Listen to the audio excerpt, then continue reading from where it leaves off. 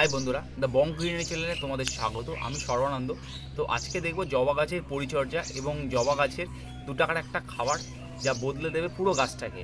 তো চলো দেখে নেওয়া যায় সেই খাবারটা কি। ঠিক ডিসেম্বর মাস শেষে, যখন ডরমেন্সি পিরিয়ড প্রায় শেষের দিকে, প্রায় জানুয়ারি মাসের 15 তারিখ থেকে ফেব্রুয়ারি মাসের মিডিল বা মার্চ মাসের শুরু অবধি তোমরা প্রত্যেকটা গাছের ডাল কাটাই ছাঁটাই করতে পারো এবং সেই গাছগুলো যাতে নতুন করে তার পাতা ছাড়ে এবং শিকড়গুলোকেও প্রুন করতে হবে প্রত্যেকটা গাছের। যেগুলো 2 বছরের, মোটামুটি 2 বছরের কাছাকাছি বয়স, সেই গাছগুলোর শিকড় কাটাই ছাঁটাই করতে হবে। আর যেগুলো 2 বছরের কম, প্রায় 1-1.5 বছর বয়স বা তারও নিচে যে গাছগুলো থাকবে, সেগুলোকে তাদের যে ডাল কাটা ছাঁটাই করতে হবে। এবং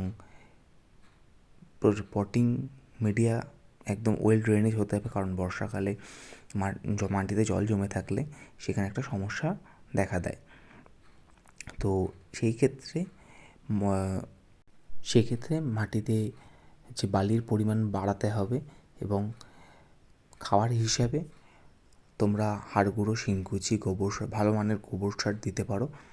আর মাটি হবে একদম ঝুরঝুরে থাকবে। যখন মাটি এটা যেমন ভেজা আছে, দেখো মাটিটা দেখো যেমন ঝুরঝুরে আছে, দেখো জল কম আছে, এরকম জল কমই থাকবে।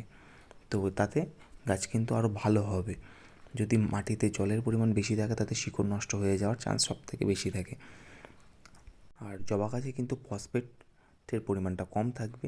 তো এই গাছের খাবার হিসেবে কেমিক্যালি বলছি আমি, সেটা হচ্ছে তোমরা সপ্তাহে একদিন 20-20 ব্যবহার করতে পারো বা 19-19 ব্যবহার করতে পারো, যে কোনো একটা। আর তার সাথে 13-0-45, যেখানে ফসফেটের পরিমাণটা কম কিন্তু 20-তে সেটা অনেকটাই মেকআপ করে দেবে তোমাদের।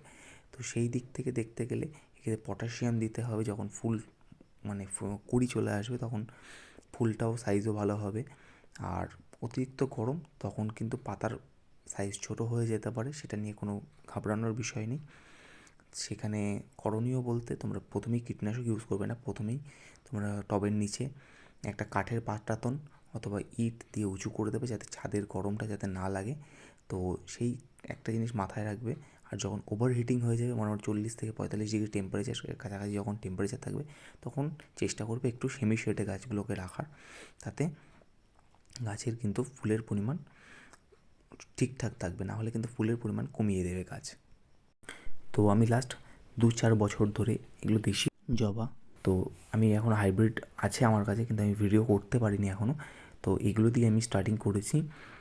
তো এগুলোও ভালো, এগুলো প্রত্যেকটা বাড়িতেই আছে, কিন্তু একটু ছাদের টবে গাছ রাখলে একটু এক্সট্রা করে কেয়ার নিতে হয়। তো সেই কারণেই। আর চেষ্টা করবে অতিরিক্ত গরম পড়লে যাতে সপ্তাহে অন্তত 2বার করে হলেও গাছটাকে ধুয়ে দেওয়া যায়, যাতে খাবার নেওয়ার বা খাবার তৈরি করার প্রত্যেকটা ক্ষমতাই ভালো থাকবে গাছের, এবং পাতাগুলো যাতে কুঁকড়েও যাবে না, সেই দিকটা মাথায় রাখতে হবে সবসময়ের জন্য।